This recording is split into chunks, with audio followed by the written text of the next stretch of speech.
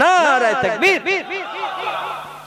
আপনাদের দক্ষিণ চাঁদপুরের মেয়েরা সব সোজা হাড়ের তৈরি, এরাও বেকার। এদের নামে বদনাম দিলে আমার বাড়ি যাওয়া তো মুশকিল হবে। রাস্তায় আবার স্লোগান দেবে কি যে হুজুরের ঘর মিলাদ করার স্বাদ মিটিয়ে দিয়ে। দুনিয়ার সব দেশে নারী পুরুষ সবার দেহের ভিতরে আল্লাহ পাক দুটো পাঁজরের হাড় বানিয়ে দিয়েছেন, দুই ধারে দুটো হাড়, বেঁকা না সোজা। পাঁজরের হাড় দেখবেন, ছাগল জবাই করবেন, গরু জবাই করবেন, চামড়া ছাড়ানোর পরে হাড়গুলো দেখবেন একটু ধনুকের মতো বেঁকা আছে না নাই? পাঁজরের হাড় কিন্তু বেঁকা। হযরত আদমের বাম ধারের পাঁজরের থেকে একটা হাড় জিবরিল আমিন বার করলেন। এইজন্য ছেলেদের একটা হাড় কম, মেয়েদের একটা হাড় বেশি। হাড় গুনে দেখবেন মেয়েদের হাড়ের থেকে ছেলেদের হাড় একটা কম। আগে ছিল সমান, কিন্তু একটা হাড় বার করে মা হাওয়াকে আল্লাহ বানিয়েছিলেন কোন শব্দ দিয়ে? এজন্য মেয়েদের একটা হাড় বেশি হয়ে গেছে। আর এই বেঁকা হাড় দিয়ে বানানোর কারণে মেয়েরা অটোমেটিক পুরুষের সঙ্গে, স্বামীর সঙ্গে সিদ্ধান্ত আলাদা নাই। স্বামী যদি বলে এটা করতে হবে, মেয়েরা বলে এটা হবে না, ওইটা হবে। আমার ভাইরা, স্বামী যদি একটা সিদ্ধান্ত নেয়, মেয়েরা আরেকটা সিদ্ধান্ত নেবে। পুরুষের সঙ্গে কোনোদিন মতের বিনিময় অধিকাংশ মেয়েরা করতে চায় না। এতে সংসারে অশান্তি হয়, মারামারিও হয়, ডিভোর্সও হয়। হয় না? হয় না? অশান্তি হয়, ডিভোর্স হয়। আল্লাহ বলেন সোজা হাত দিয়ে বানালে ও সোজা পথে চলবে, অশান্তি হবে না। অশান্তির মাধ্যমে আমার ইবাদত বন্দেগী, সংসার ধর্ম করাটা আমি আল্লাহ বড় পছন্দ করি। ফেরেশতাদের সংসার নাই, ফেরেশতাদের আছে শুধু ধর্ম। ওদের খাওয়া নাই, পেশাব নাই, ঘুম নাই। আমার ভাইরা পায়খানা নাই, ওদের চাষবাস নাই, ব্যবসা বাণিজ্য কিছু নাই। ওরা 24 ঘন্টা আল্লাহর ইবাদত বন্দেগী করে। ফেরেশতাদের ইবাদত থেকে কোটি কোটি গুণে বেশি আল্লাহ বান্দাদের ইবাদত পছন্দ করে।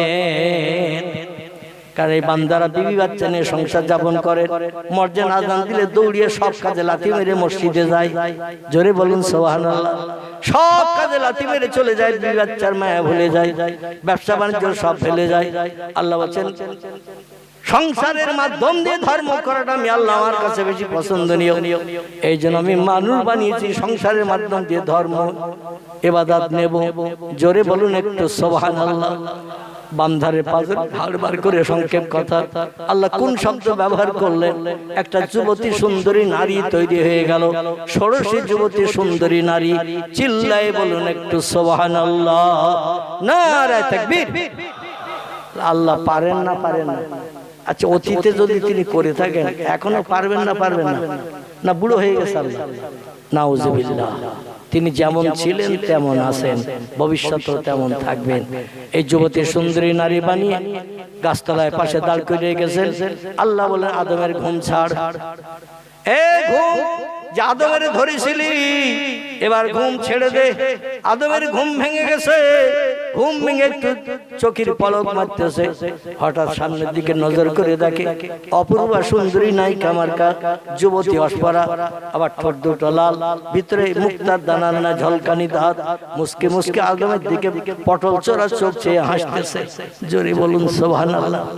আচ্ছা, একটা 25 বছরের যুবক আর 18-19 বছরের একটা যুবতী মেয়ে এরকম পটল ছাড়া চোখ চেয়ে সুন্দর পরিষ্কার পরিচ্ছন্ন দেখতে সুচ্ছেরি, এ যদি একবার পটল ছাড়া চোখে চাউনি দিয়ে মুসকে মুসকে হাসে, যুবক মনে করে কিনা 100-এর ভিতরে 99% আমার হয়ে গেছে। এ মনে করবে না? করবে না? আমি 95-96 বলবো না, 100-এর ভিতরে 99% ওই ছেলেটা মনে করবে কিনা যে আমার হয়ে গেছে। শুধু 1% বাকি ফোন নম্বরটা পেলেই হলো। ঠিক না ভুল? শুধু ফোন নম্বরটা পেলেই হলো। রাত দিন 24 ঘন্টা অ্যাকশন করব, যখন যেখানে বলবো তখন সেখানে নিয়ে যাব। চিল্লায় বলি নাউজুবিল্লাহ। আমার ভাইরা, আদম যেই দেখেছেন মেয়েটার দিকে, মেয়েটা পটল ছাড়া চোখ দিয়ে চাচ্ছে না, ওই রকম লাল ঠোঁটের ভিতর দিয়ে মুক্তার দানা নাই, সুন্দর সুন্দর দাঁত বার করে মুসকে মুসকে হাসছে। আদম বুঝতে পেরেছে মেয়েটা আমারে চাচ্ছে, কাছে আহ্বান করছে। লজ্জায় আমারে ডাকতে পারছে না, কিন্তু চোখের ইশারায় ডাকছে। আর চোখের ইশারায় ডাকা যায় না, যায় না? মাঝে মাঝে চোখে মিটকি মেরে ছেলে মেয়ের ভিতরে কথা হয়, সেটা কেউ বুঝতে পারে না, ঠিক না ভুল? চোখের মিটকি মেরে মাঝে মাঝে কথা হয়, ওই রকম চোখের মিটকি মেরে যেন আদমকে ডাকছে। আদম বলে আমার মন কালো, মুখ কালো দূর হয়ে গেছে, এইরকম একটা পেলেই তো আর কোনো অসুবিধা নাই। দৌড়িয়ে ছুটে যাচ্ছেন মেয়েটারে জড়িয়ে ধরতে। তাফসীরে মাফাতিহুল গায়ব, তাফসীরে মাজিদ, তাফসীরে বিজালাল কোরআন, বিখ্যাত বিখ্যাত তাফসীরের কিতাবে লেখকেরা লিখেছেন, দুহাত লম্বা করে পাগল পারা হয়ে আদম সবিল্লাহ জীবনের সঙ্গী হিসাবে ওই মেয়েটাকে পাওয়ার জন্য দৌড়িয়ে ছুটে যাচ্ছেন, জড়িয়ে ধরবে। তাই যেই কাছাকাছি চলে গেছে, আল্লাহ সাবধান বানিয়ে দিলেন, হুঁশিয়ার, ডেঞ্জার, বিপদ, খাতরা আছে, খবরদার মেয়েটার গায়ে যেন হাত দেবে না। হযরতে আদম সফিউল্লাহ ডেকে বলছেন, আল্লাহ এত সুন্দরী যুবতী মেয়ে আমার সামনে দাঁড় করিয়ে রেখেছেন, আর আমি তারে আপন বানাতে যাচ্ছি, আমার হাত দিতে নিষেধ করছেন, তো আমার সামনে কেন দাঁড় করিয়ে রাখলেন? আমার সামনে যদি দাঁড় করিয়ে না রাখতেন আমি তো ধরতে যেতাম না। আল্লাহ বলেন, তোমার জীবনে দুঃখ দুর্দশা ভাব নিবারণ করবো ওই নারী, বিপদে মুসিবতে তোমার পাশে দাঁড়াবে ওই নারী, তো ওকে তোমার হালাল বানিয়ে নিতে হবে। মামাতো বোন, খালাতো বোন, চাচাতো বোন, ফুফাতো বোন, পাড়া প্রতিবেশী বোন, বন্ধুর বোন, যারে তারে পাবে আরে নিয়ে পিকনিক স্পটে কাঁদে, এমন করে ঘোষ বাড়ি চলে যাবে। শরীয়ত এটা বৈধ ঘোষণা করে না, করে না। যে কোনো জায়গায় যে কোনো যুবতীকে নিয়ে যাওয়া যাবে না, একমাত্র নিজের মায়ের পেটের বোন ছাড়া, নিজের মা ছাড়া, নিজের কন্যা ছাড়া অন্য কাউকে তুমি সঙ্গে নিয়ে কোনো পিকনিক স্পটে, গার্ডেনে, কোনো ঘোর বাড়ি টাড়ি এমন করে কোনো জায়গায় যেতে পারবে না। এটা তোমার জন্য শরীয়তে নিষিদ্ধ, হারাম, হারাম, হারাম। আমার ভাইরা, আল্লাহ বলেন বৈধ বানিয়ে নাও, তাহলে তুমি ওর গায়ে হাত দিতে পারবে, ওরে নিয়ে উপকার নিতে পারবে, যেখানে ইচ্ছা সেখানে তার সঙ্গে করে নিয়ে যেতে পারবে, এক জায়গায় বিশ্রাম করতে পারবে, জীবন যৌবনের ক্ষুধাও নিবৃত্তি করতে পারবে, কোনো বাধা বিঘ্ন থাকবে না। জোরে বলুন একটু সুবহানাল্লাহ। আদম থেকে বলে, আল্লাহ কি করে বৈধ বানাবো, আমি তো নিয়ম নীতি কিছুই জানি না। আল্লাহ বলেন বিয়ে করতে হবে। কি করতে হবে? বিয়ে করতে হবে। কোরআনে আল্লাহ কোট করেছেন সূরা বাকারায়, ফানকিহু মা তাবা লাকুম মিনান নিসাই মাসনা সুলাসা ওয়া রুবা ফাইন খিফতুম আল্লাহ তাআদিলু ফাওয়াহিদাতান আল আখির। জোরে বলুন একটু আল্লাহু আকবার।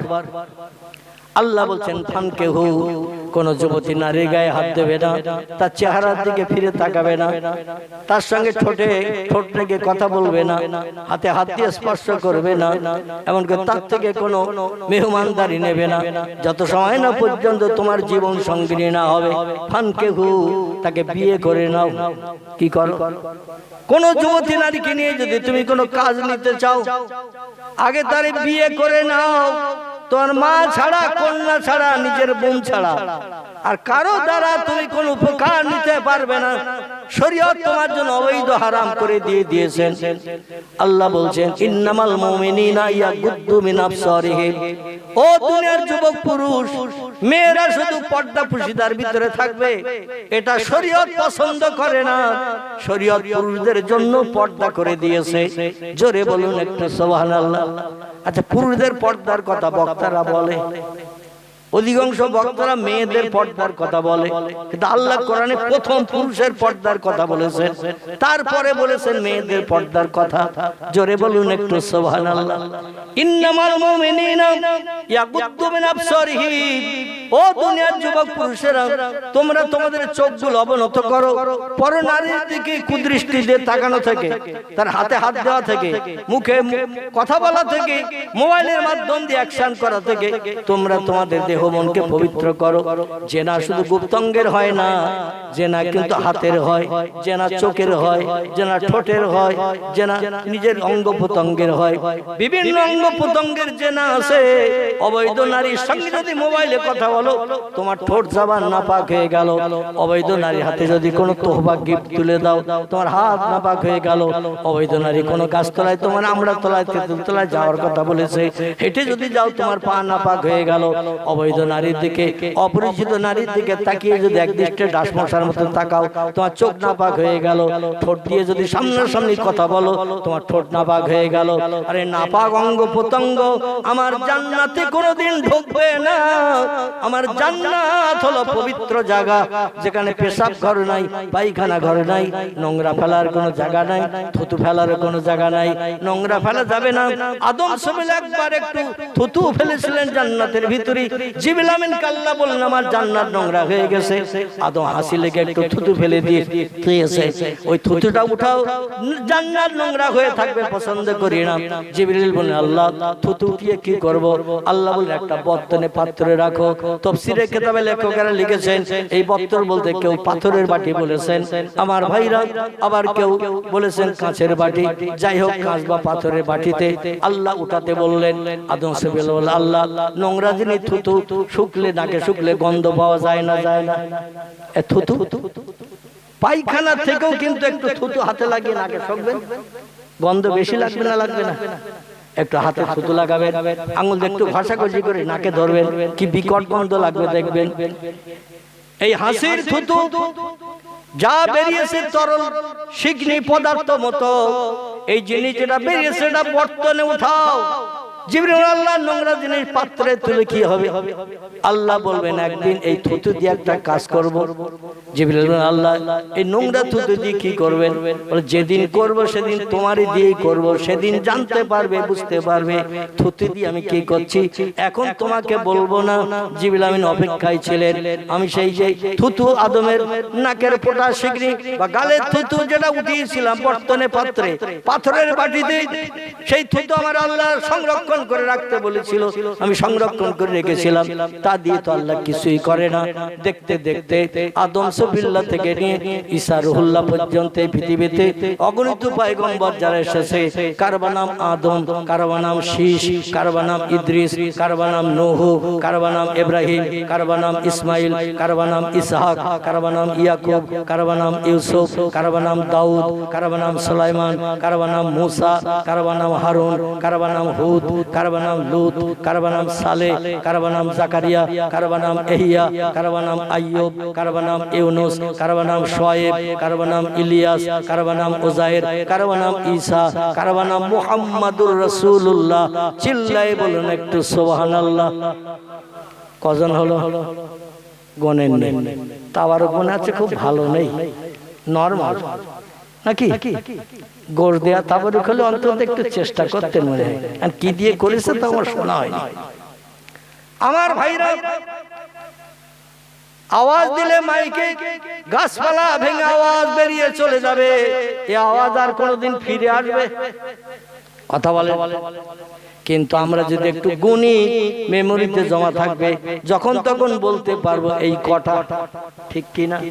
টোটাল কোরআনের ভিতরে আল্লাহ যে পয়গম্বরদের নাম কোট করেছেন এবং তাদের জীবনী আল্লাহ কোট করে দিয়েছেন মানুষকে আমল করে বাস্তব জীবনে মানুষ হওয়ার জন্য। আমি সেই পয়গম্বরদের নাম কোট আপনাদের কাছে ইতিপূর্বে বলেছি, আর একটা বার বলে একটু গুনে নিন, যাতে মরণের দিন পর্যন্ত আমাদের স্মরণ থাকে। আল্লাহর কোরআনে এই কয়জন পয়গম্বরের নাম আছে। ফের আমি একটু বলি গুনুন। কারবা নাম আদম, কারবা নাম শীশ, কারবা নাম ইদ্রিস, কারবা নাম নূহ, কারবা নাম ইব্রাহিম, কারবা নাম ইসমাইল, কারবা নাম ইসহাক, কারবা নাম ইয়াকুব, কারবা নাম ইউসুফ, কারবা নাম দাউদ, কারবা নাম সুলাইমান, কারবা নাম মুসা, কারবা নাম হারুন, কারবা নাম হুদ, কারবা নাম লুত, কারবা নাম সালেহ, কারবা নাম জাকারিয়া, কারবা নাম ইহইয়া, কারবা নাম আইয়ুব, কারবা নাম ইউনুস, কারবা নাম শুআয়ব, কারবা নাম ইলিয়াস, কারবা নাম উযায়ের, কারবা নাম ঈসা, কারবা নাম মুহাম্মাদুর রাসূলুল্লাহ। চিল্লায়ে বলুন একটু সুবহানাল্লাহ। কজন হলো? আমার যে ভাই 26 গুণেছে, আমার মনে হচ্ছে একটু ঘুম ঢুল ঢুল ভাব লেগেছে। কটা? তাহলে 25 যারা বলছেন তারা সঠিক বলেছেন। আমার মেমোরিতে জমা আছে 25। যিনি 26 গুনেছে একটু ঘুম ঢলে ঢলে ভাব লেগেছে, কিংবা দুটো গিরে একসঙ্গে চলে গেছে, এরকম একটা যায় ঠিক কি না? এই 25 ছাড়া আরো 2 জন পয়গম্বরের নাম কোরআনে আছে। কজন? আরো 2 জন পয়গম্বরের নাম কোরআনে আছে, তাদের কোনো জীবনী কোরআনে লেখা নাই, শুধু নাম উল্লেখ হয়েছে। একজনের নাম হযরতে জুলকিফুল আলাইহিস সালাম, আরেকজনের নাম হযরতে আল ইয়াসা আলাইহিস সালাম। এই 27 জন পয়গম্বরের নাম এসেছে কোরআনের ভিতরে। এই 27 জন পয়গম্বরের ভিতরে আমার ভাইরা পূর্বে যে 25 জনের কথা বললাম, এই 25 জনের 24 জনের নাম এসেছে যেখানে, তার নামটা কি বলতে পারবেন? 24 এর পরে যে 25 বলেছি, 24 এ কার নাম বলেছে একটু বলতে পারবেন? স্মরণে নেই, মেমোরিতে জমা হয়নি।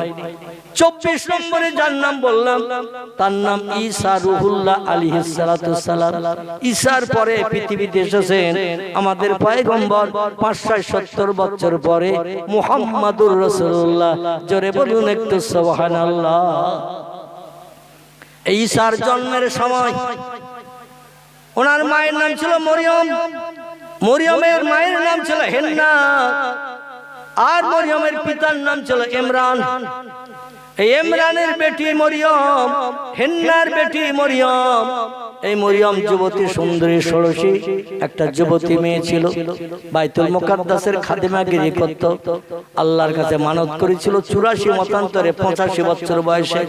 আল্লাহ বাচ্চা কাচ্চা তো কিছুই দিল না, দুনিয়া থেকে বিদায় নেব, মারা যাব। ইমরান বাইতুল মুকাদ্দাসে ইমামতি করতেন। কি করতেন? বাইতুল মুকাদ্দাসের ইমাম ছিলেন যিনি, তারই বিবির নাম হলো হেন্না। এই হেন্নার ঔরসে স্বামী স্ত্রী মিলনে আল্লাহ বৃদ্ধ বয়সে, বুড়ো বয়সে একটা বাচ্চা দিয়েছিলেন। বয়স স্বামী তখন 90-92 হয়ে গেছে, স্ত্রী বয়স 84 থেকে 86 বছরের মতো বয়স হয়ে গেছে। 2-1 বছর কম বেশি, বাচ্চা কাচ্চা কিছুই হয়নি। আমাদের দেশে এইরকম যদি হয়, ও মেয়েটার, আমাদের দেশের মেয়েরা বলে বেজো, বাজা বলে না, যে স্বামীর কোনো বাচ্চা নাই তারে বলে বেজো, যে মেয়ের কোনো বাচ্চা নাই তারে বলে বাজা। কারণ ওর পেটে সন্তান হবে না, ও বাজা নারী। কিন্তু বাজারে সন্তান দিতে পারে কে? বাজারে সন্তান দিতে পারেন তিনি, রাতের দিন বানান যিনি, দিনের রাত বানান যিনি, মরারে জিন্দা করেন যিনি, জিন্দারে মারেন তিনি। তিনি বাজাও বেজরে সন্তান দিতে পারে না, পারে না। ইব্রাহিম নবী আলাইহিস সালাম, তারও বয়স 90 থেকে 92, স্ত্রী বয়স 82 থেকে 84।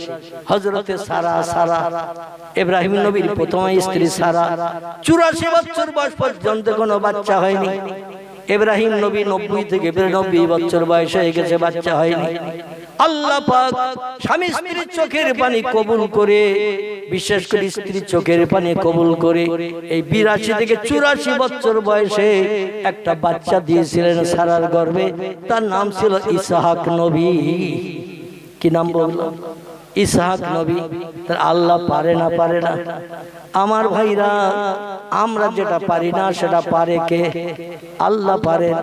তাওয়াক্কালতু আলাল্লাহ, আল্লাহর উপরে ভরসা করুন, আল্লাহর উপরে সবরতা করুন, মনস্কামনা আল্লাহ অবশ্যই আপনার মুখে হাসি ফুটাবেন, চোখের পানি কবুল করে নেবে।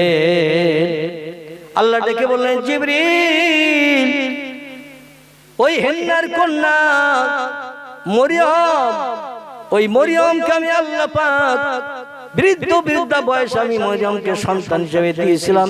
ইমরান এবং হেন্নার আমার কাছে মানত করেছিল, কেঁদেছিল, আমি চোখের পানি কবুল করেছিলাম। কারণ বান্দাদের একটা জিনিস আমি ওর পছন্দ করি, সেটা হলো চোখের পানি। কোন বান্দা বান্দা আমার কাছে যখন চোখের পানি ফেলে কাঁদে, আমার আরো থরথর করে কাঁপতে থাকে। আমি আল্লাহ বান্দা বান্দির দোয়া কবুল না করে পারি না। কারণ সমস্ত সৃষ্টির ভিতরে মানুষ জাতি হলো শ্রেষ্ঠ, আমার সাদের বান্দা। জোরে বলুন একটু সুবহানাল্লাহ। আল্লাহ পাক হেন্না ইমরানের চোখের পানি কবুল করে একটা সন্তান দিয়েছিলেন। তবে তাদের ইচ্ছা ছিল, শখ ছিল একটা ছেলে হোক। মানত করেছিল, আল্লাহ যে সন্তান তুমি দেবে ওই সন্তানটা বাইতুল মুকাদ্দাসের খাদেম বানিয়ে দেব। কারণ জীবনে তো বাচ্চা কাচ্চার মুখ দেখেনি, আর তুমি যদি দাও এই বৃদ্ধা বয়সে বাইতুল মুকাদ্দাসের খাদেমের কাজ করতে দেব। বাইতুল মুকাদ্দাসে ঝাড়ঝুট দেবে, পরিষ্কার পরিচ্ছন্ন করবে, পানি এনে মানুষদের উজু করার ব্যবস্থা করে দেবে, দরজা লাগাবে, জানালা লাগাবে, দরজা খুলবে, জানালা খুলবে, এইভাবে বাইতুল মুকাদ্দাসের খাদেমের কাজ করবে। আমাদের অধিকাংশ মসজিদে খাদেম আছে না নাই? চিন্তা ভাবনা ছিল ছেলে হলে ভালো হবে, কিন্তু হয়েছে মেয়ে। কি হয়েছে? মেয়ে হয়েছে। স্বামী স্ত্রী দুজন এক জায়গায় বসে সন্তান হওয়ার পরে চিন্তা ভাবনা নিলেন। আমরা তো বলেছিলাম, আল্লাহর কাছে মানত করেছিলাম, বাচ্চা হলে বাইতুল মুকাদ্দাসের খাদেম বানাবো, আর মেয়ে হয়েছে, কি করা যাবে? ইমরান বলল, মানত করেছি যখন মানত আদায় করতে হবে। আমরা দেখবেন অনেক বিপদে মুসিবতে পড়ে মানত করি, কাজ উদ্ধার হয়ে গেলে আর মানত আদায় করি না। ঠিক বললাম না ভুল বললাম? আব্দুল মুত্তালিব কাবা শরীফের পূর্ব দিকে বর্তমানে একটি কুয়া আছে, পানির কুয়া, যে কুয়াটির আরবি নাম হলো জমজম। কি নাম? জমজম কুয়া। এই জমজম কুয়াটা ইব্রাহিম নবী ইসমাইলের হাত পা কষাকষি আল্লাহ জিবরিল আমিন পাঠিয়ে ডানার ঝটকা মেরে জমিনের ধুলাবালি সরিয়ে একটা পানির কুয়ার ব্যবস্থা করেছিলেন। এই পানির কুয়াটির নাম হলো জমজম কুয়া। ইব্রাহিম নবী আলাইহিস সালামের পরবর্তীতে জমজম কুয়ার মুখ আটকে বন্ধ হয়ে গিয়েছিল, মানুষ আর মক্কা নগরীতে পানি পায় না। আমার ভাইরা, বিশ্ব নবীর দাদা আব্দুল মুত্তালিব মাঝে মাঝে স্বপ্ন দেখে, কে জানো বলে আব্দুল মুত্তালিব কাবা শরীফের পূর্ব দিকে ওখানে একটু বালি মাটি খোঁড়ো, দেখো জমজম কূপ বেরিয়ে যাবে। তোমার হাত বরাবর জমজম কূপ বেরিয়ে গেলে দেশের জনগণ পিপাসা থেকে মুক্তি পাবে। আব্দুল মুত্তালিব কোদাল কুরুল নিয়ে আসে, খন্তা নিয়ে আসে, গাইতা নিয়ে আসে, বালি মাটি করে, কিন্তু জমজম কূপে উদ্ধার করতে পারে না। কারণ কাবার চাতালটাতে একটু খানি জায়গা না, কোন জায়গাটা ছোট্ট পাতকুয়া, এটা তুমি আন্দাজে খেয়াল করতে পারেন না। তিন দিনের দিন কে জানে বলছে আব্দুল মুত্তালিব ওই কাবার চাতরে যে দেখবে একটা কাক উড়ে এসে যেখানে বালি ঠোকরাচ্ছে ওই জায়গায় তুমি তোমার কোদাল কিংবা গাইতা দিয়ে তুমি করবে। আল্লাহ চায় তো ওইখানে জমজম কূপের মুখ বেরিয়ে যাবে। স্বপ্ন যোগে জানিয়ে দেয়া হলো। আব্দুল মুত্তালিব সকালবেলা ঘুম থেকে উঠে কোদাল কাঁধে করে নিয়ে বেরিয়ে এসেছেন কাবা শরীফের পূর্ব দিক থেকে। কোন দিক থেকে? হেরেমে মসজিদ হারামের পূর্ব দিকে আব্দুল মুত্তালিবের বসত বাড়ি, যেখানে হারেস, মুকাবে, হামজা, আব্বাস, আবু তালেব, আব্দুল্লাহ এমন করে সকলে বসবাস করত। এইখান থেকে তিনি কোদাল কাঁধে করে নিয়ে বাইতুল হারামের ভিতর দিয়ে, তখন তো মসজিদ তৈরি হয়নি, শুধু পাহাড় আর পাহাড়, গোল পাহাড়, এই পাহাড়ের উপর দিয়ে হেঁটে এসে লক্ষ্য করে দেখে একটা কাক উড়িয়ে এসে জমিনে বসে ঠোঁট দিয়ে দিয়ে কি ঠুকরিয়ে যেন বার করে খাওয়ার চিন্তা নিচ্ছে। আব্দুল মুত্তালিব বলল, স্বপ্নে যা দেখলাম বাস্তবে তাই দেখলাম। ওইখান তো কোনোদিন আমি খুঁড়ি নাই, জমজম কূপ পাওয়ার জন্য দেখে ওইখানে যে একটু খুঁড়িয়ে দেখি, সেখানে যে যেই কোদালে আল্লাহর নাম স্মরণ করে কোদালের কোপ যেই দিয়েছেন, সঙ্গে সঙ্গে ধস করে মাটি নেমেছে, জমজম কূপের মুখ বেরিয়ে গেছে। জোরে বলুন সুবহানাল্লাহ। তো আব্দুল মুত্তালিব বারবার স্বপ্ন দেখতো আর এসে যে খুঁড়ে হয়রান হয়ে যেত বলে আল্লাহর কাছে মানত করেছিল, আল্লাহ জমজম কূপ যদি উদ্ধার করতে পারি আর আমার 10টা পুত্র সন্তান যদি হয়, আমি একটা ছেলে তোমার রাস্তায় কোরবানি দিয়ে দেব। আল্লাহ জমজম কূপ যদি উদ্ধার করতে পারি আর আমার 10টা ছেলে যদি হয়, আমি একটা ছেলে তোমার রাস্তায় কোরবানি করে জমজম কূপ উদ্ধারের জন্য আয় আল্লাহ আমি মানত করলাম, তোমার কাছে উৎসর্গ করে দেব। আমার ভাই আল্লাহ পাক কাগে নিদর্শন দেখে জমজম কূপ উদ্ধার করে দিলেন। আব্দুল মুত্তালিবের 10টা ছেলে হয়ে গেল। এই 10টা ছেলে হয়ে গেল, জমজম কূপ বেরিয়ে গেল। মানে বালতি দড়ি ফেলে পানি তোলে আর কলস ভর্তি করে বাড়ি নিয়ে যায়। মিষ্টি মধুর পানি, জমজমের পানি, মিষ্টি পানি, নোনা পানি নয়। আল্লাহ নবী বলছেন এই পানি যখন পান করবে আল্লাহ দেওয়া জান্নাতি নেয়ামত বসে বসে পান করবে না, একটু দাঁড়িয়ে দাঁড়িয়ে কিবলামুখী হয়ে পানির পাত্রে দুই হাত লাগিয়ে পান করবে আর একটু দোয়া পড়বে, আল্লাহুম্মা ইন্নী আসআলুকা ঈমানান কামিলান ওয়া ইলমান নাফিআন ওয়া রিজকান ওয়াসিআন ওয়া হালালান তাইয়্যিবান ওয়া শিফা মিন কুল্লি দাইন। চিল্লায়ে বলুন একটু আল্লাহু আকবার। আল্লাহ আমার ইমানের তারাক্কি দিও, আয় আল্লাহ আমার ইলমের তারাক্কি দিও, আমার ব্রেন মগজটা জ্ঞানে ভরে দিয়ে দিও, রিজিকে বরকত দান করিও। রোগ বেমারি হলে পানির মাধ্যম দিয়ে আল্লাহ শিফায়ে কুল্লিয়া দান করো, কোন ওষুধ যেন আমার পান করতে না হয়। চিল্লায়ে বলুন একটু সুবহানাল্লাহ। এখনো পর্যন্ত সেই নেয়ামত বহাল তবিয়তে জারি আছে, জোরে বলুন সুবহানাল্লাহ। তাহলে কিছু মানুষ আল্লাহওয়ালা মানুষ যখন কোনো বিপদগ্রস্ত হতো আল্লাহর কাছে মানত করত, এই মানত কিন্তু পরবর্তীতে আদায় করেছে তারা। কিন্তু বর্তমানে আমরা মানত করি কিন্তু মানত আদায় করার কথার খেয়াল থাকে না। ঠিক বললাম না ভুল? আমাদের কিন্তু খেয়াল থাকে না। আমার ভাইরা, হিন্না এবং ইমরান মানত আদায়ের জন্য 3 দিন মতান্তরে 7 দিনের বাচ্চা মেয়েকে নিয়ে বাইতুল মুকাদ্দাসে নিয়ে গেছে। নিয়ে যাওয়া মসজিদের মুসল্লিরা, ও মসজিদের খাদেম জাকারিয়া নবী, ও মসজিদের খাদেম জাকারিয়া নবী, তো আপনি খেদমত করেন, দায়িত্বভার বহন করেন। এখন আমরা আল্লাহর কাছে মানত করেছিলাম একটা বাচ্চা হলে মসজিদের খাদেমার কাজে লাগিয়ে দেব। আল্লাহ ছেলে না দিয়ে মেয়ে দিয়েছে, আর মেয়েটাকে মসজিদে নেবেন, যদি নেন তাহলে আমরা দিয়ে যাব, আর যদি না নেন তাহলে আমরা ফিরিয়ে বাড়ি নিয়ে যে লালন পালন করে মানুষ করব। তো আল্লাহর কাছে মানত করেছিলাম, এই জন্য এনেছি, নিলে দিয়ে যাব, না নিলে আমরা ফিরিয়ে বাড়ি নিয়ে যাব। কারণ খাদেম হিসাবে ছেলে উপযুক্ত, কিন্তু আমাদের আল্লাহ দিয়েছে মেয়ে, কি করব বলে? মুসল্লিদের নিয়ে হযরতে জাকারিয়া নবী এক জায়গায় মিটিং করলেন। মিটিং করে বলেন আল্লাহর কাছে মানত করেছে, আল্লাহ সামিউম বাসির, সব যেমন দেখেন সব তেমন শোনেন, এবং আলেমুল গায়েব সব তিনি খবর রাখেন। আল্লাহ ইচ্ছা করলে ছেলেও দিতে পারতেন মেয়ের জায়গায়, কিন্তু আল্লাহ ছেলে না দিয়ে মেয়ে যখন দিয়েছে, মেয়েটারে ফিরিয়ে দেওয়া যাবে না। এই মেয়েটাকে খাদেমা হিসাবে আমাদের গ্রহণ করতে হবে। জোরে বলুন একটু সুবহানাল্লাহ। কিন্তু এই ছোট্ট 3 দিন মতান্তরে 7 দিনের বাচ্চা মেয়ে, এতে এখন মসজিদের দরজা লাগাতে পারবে না, জানলাও লাগাতে পারবে না, দরজা জানলা খুলতে পারবে না, পানি আনতে পারবে না, ওজুর পানির ব্যবস্থা করতে পারবে না, ঝাড়ঝুট দিয়ে ময়লা পরিষ্কার করতে পারবে না। একে তো বড় করতে হবে। এনে দায়িত্ব কে নেবে বড় করার জন্য বলো? যেই বড় হয়ে যাবে চলাফেরা করতে পারবে, মসজিদের খাদেমার কাজে লাগিয়ে দিতে হবে। আর বড় হওয়া পর্যন্ত দায়িত্ব নেবে কে? এ বলে আমি নেব, ও বলে আমি নেব, ও বলে আমি নেব। তার কারণ হলো দেখতে এত সুন্দরী, জোরে বলুন আল্লাহু আকবার। এত সুন্দরী রূপসী করে আল্লাহ হযরতে মরিয়মকে আল্লাহ বানালেন, এত সুন্দরী রূপসী। যে কোনো লোক দেখে বলছে বাচ্চা আমি নেব। আমাদের দেশে দেখবেন নায়ক মার্কা কোন একটা ছেলে যদি কোলে করে নিয়ে আসে, নায়িকা মার্কা অভিনেত্রী মার্কা একটা মেয়ে যদি বাচ্চা কেউ কোলে করে নিয়ে আসে, অনেকে কোলে নিতে চায় না বলে আমার কাছে বউ একটু দে। কিন্তু যদি 200 কানা, ঠোঁট কাটা, একটা পা নুলো, একটা হাত কুচো, গায়ের রং কয়লার মতো, কালো বেলালের মতো, এরকম একটা বাচ্চা যদি কেউ কোলে করে নিয়ে আসে, কেউ হাত পাতবে নিতে? কথা বল, কেউ তো নিতে হাত পাতবে না। বলে আমার কোলে আসে, আমার কোলটাই নষ্ট হয়ে যাবে। ঠিক না ভুল? খারাপ কেউ নিতে চায় না, ভালো দেখলে নিতে চায়। সবাই দাবি করলো মরিয়মরে আমার ঘরে দাও, আমি লালন পালন করব।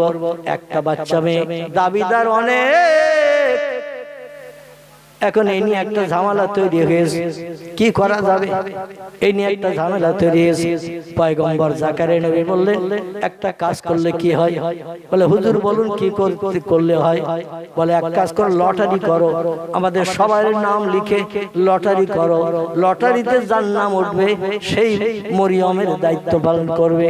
সবাই হই হই করে বলল এই যুক্তিটাই সঠিক। যার তকদির ভালো তার নসিবে মরিয়ম যাবে, তার ঘরে জান্নাতি শান্তি নেমে আসবে, জান্নাতি সুখ নেমে আসবে। এত সুন্দরী মেয়ে আর মানত করা, আল্লাহর কাছে মানত করা মেয়ে, যে ঘরে যাবে আল্লাহর রহমতের দরজা সে ঘরে খুলে যাবে, মানত বাস্তবে আদায় হয়ে যাবে। পরবর্তীতে বড় হয়ে গেলে এখন লটারি করা হোক, কৌটার ভিতরে কাগজের নাম লিখে লিখে মোড়ক করে করে কৌটার ভিতরে দিয়ে, কৌটাটা একটু নাড়াচড়া দিয়ে, বড় মোটা কৌটা ভিতরে সকলের নাম লিখে কাগজ দিয়ে নাড়াচড়া দিয়ে বলা হলো যে কাগজটা উঠবে প্রথম, সেই কাগজটার যার নাম উঠবে সেইভাবে মরিয়মের দায়িত্ব। বিসমিল্লাহ বলে কাগজ যেই তোলা হলো, দেখা গেল জাকারিয়ার নাম। কার নাম? পয়গম্বর জাকারিয়া নবীর নাম।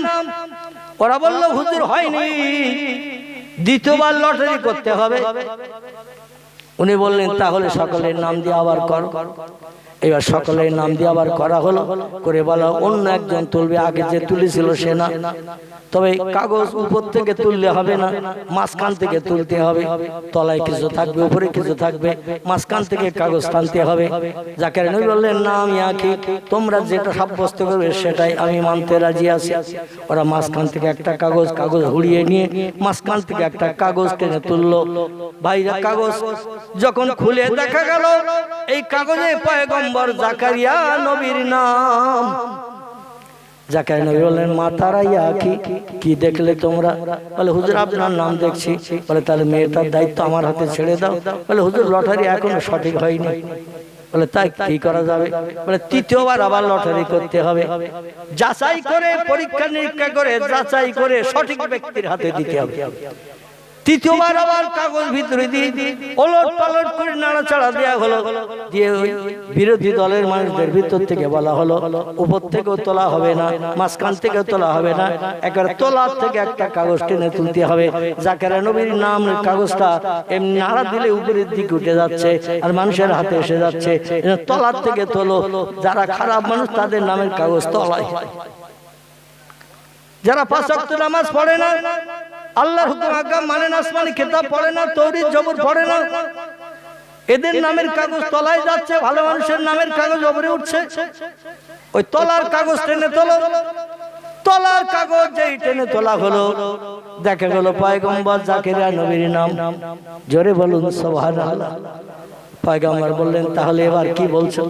বলে হুজুর এই কাগজের নাম লিখে লটারি করলে হবে না, তাফসীরের কিতাব এসেছে।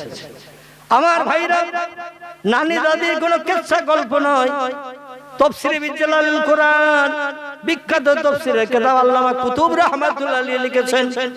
সেই কিতাব থেকে আমি তথ্য পরিবেশন করছি। বলে এবার কি হবে? বলে হুজুর ওই অজান্তে শ্বাস ধরা যাবে না। বলে ঠিক কি হবে? বলে একটা পাত্রে করে পানি দিতে হবে, পানি গ্লাসে করে হোক কৌটাই করে হোক পানি দিতে হবে। বলে তারপর? বলে পানিতে সকলের পকেটের কলম বার করে ছেড়ে দিতে হবে। যার কলম ভাসবে সে মরিয়মের দায়িত্ব পাবে, আর যাদের কলম পানির তলায় ডুবে যাবে সে মরিয়মের লালন পালনের দায়িত্ব পাবে না। সবাই একদিকে আলাদা, জাকারিয়া নবী একদিকে আলাদা। ওরা বলে জাকারিয়া নবী যাতে মেয়েটির দায়িত্ব না পায়, আর ৩-৩ বার তার নাম উঠেছে। ওই লোকটা যাতে দায়িত্ব না পায়, আমাদের ভিতরে যে কোনো একটা লোক পেলেই যথেষ্ট। এই জন্য ওনার পকেটের কলমটা হলো শক্ত ভারী কাঠের কলম, ও কলম পানিতে দিলেই ডুবে যাবে। আর আমাদের পকেটের কলম হলো হালকা কাঠের কলম। কাঠ হালকা ভারী আছে না নাই? কিছু কাঠ আছে হালকা, কিছু কাঠ আছে ভারী। ওনার পকেটের কলমটা হলো ভারী কাঠের কলম, যেমন শাল কাঠ ভারী না হালকা? শাল কাঠ ভারী। এমন কিছু কাঠ আছে যে কাঠগুলো হালকা। আমার ভাইরা, এই হালকা কাঠের কলম সকলের পকেটে। বলে আমাদের কলম ফেললে আশা রাখি কলম ভেসে যাবে। জাকারিয়া কলম দিলেই পানির তলায় তলিয়ে যাবে, কোনোদিনও মেয়েটার দায়িত্ব পাবে না। এই জন্যই পানি নিয়ে পরীক্ষা করা হোক। একটা পাত্রে করে পানি দেয়া হলো, কানা কানা পানি। এবার জাকারিয়াকে বলা হলো আপনার কলমটা দেন আগে, আপনার কলম যদি ভেসে যায় আমাদের কারো কলম দেওয়ার দরকার হবে না, আপনি মেয়ের দায়িত্ব পাবেন। কারণ সবাই জানে ওনার কলম আগে ডুবে যাবে। পয়গম্বর ডেকে বললেন ভাইরা, আমার কলম দেওয়ার কি দরকার? তোমাদের কলম যদি ভেসে যায়, তোমরাই মেয়ের দায়িত্ব নিয়ে লালন পালন করো, আমার কলম আর দেওয়ার দরকার নাই। সবাই বললো তাহলে তো খুব ভালো হয়, আপনি দেবেন না? বলেন না, তোমাদের কলম ভাসলেই যথেষ্ট। এখন সবাই কলম দিচ্ছে, আল্লাহ পাক কলম পাথরের মতো তলায় তলিয়ে দিচ্ছে। জোরে বলুন সুবহানাল্লাহ। করছে কে? কে করছে? আল্লাহ করছেন, পাথরের মতো তলায় তলিয়ে দিচ্ছেন। এক এক করে সবাই কলম দিল, পানির তলায় তলিয়ে গেল। ওরা বলছে আমাদের কলম যখন তলিয়ে গেল, হালকা কলম, তাহলে জাকারিয়ার কলম তো শালকাঠ মার্কা ভারী কলম, ও তো দিলেই আগে তলিয়ে যাবে, মেয়ের দায়িত্ব আর কেউ পাবে না, যাদের মেয়ে তারা ফিরিয়ে যাক, আমরা তাতে রাজি। ইমরান হেন্না ফিরিয়ে নিয়ে যাক, আমরা তাতে রাজি। তো আমাদের ভিতরে কেউ পাবে কেউ পাবে না, এটা আমরা মেনে নিতে পারছি না। এই বলে পয়গম্বর জাকারিয়াকে কলম দিতে বলল। পয়গম্বর জাকারিয়া নবী বিসমিল্লাহির রহমানির রহিম পাঠ করে কলম যেই পানিতে দিলেন, পাটকাঠি পানিতে দিলে ভাসে না, ডোবে শুকনো পাটকাঠি। কথা বলে শ্যাওলা, শ্যাওলা টোকা শ্যাওলা, ওই যে গোল গোল মতো বল মতো, পানিতে দিলে ভাসবে না, ডুববে। শোলা, শোলা, শোলা, পানিতে দিলে ভাসবে না, ডুববে। শোলার মতো, পাটকাঠির মতো, শ্যাওলার মতো এরকম যেই দিয়েছেন কলম, কলম ভেসে গেল। জোরে বলুন একটু সুবহানাল্লাহ। সবাই তাজ্জব হয়ে গেল, আমাদের হালকা কলম ডুবে গেল, জাকারিয়ার কলম ভেসে উঠলো। এই জাকারিয়ার কলম যখন ভেসে উঠলো, জাকারিয়াকে দায়িত্ব দেয়া হলো, তুমি এই মেয়েটা লালন পালন করো, কারণ স্রষ্টা তোমার উপরে নির্ধারণ করেছে।